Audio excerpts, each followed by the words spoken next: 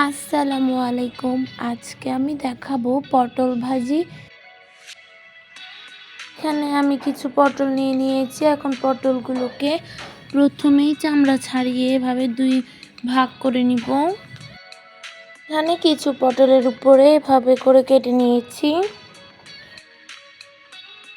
পটলগুলো ভেজে নেওয়ার জন্য এখানে 1 চামচ লবণ এবং 1 চামচ হলুদ দিয়ে ভালোভাবে পটলগুলোকে মেখে নিতে হবে।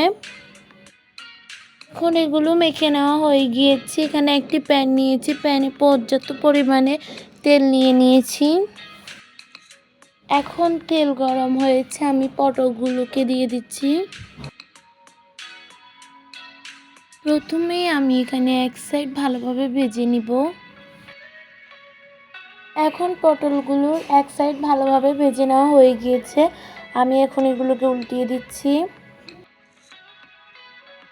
এখন কিছুক্ষণ ঢেকে রেখে দিব। এখন আবারও পটলগুলোকে উল্টিয়ে দিচ্ছি। এখন এখানে পেঁয়াজ এবং কাঁচামরিচ নিয়ে নিয়েছি, এগুলোকে ভেজে নেব।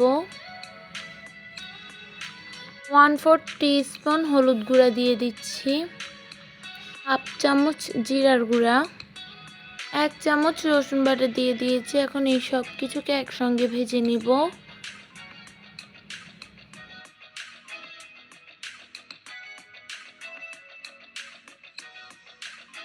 এখন এই সাইডটিও আবারও উল্টিয়ে দিয়েছি।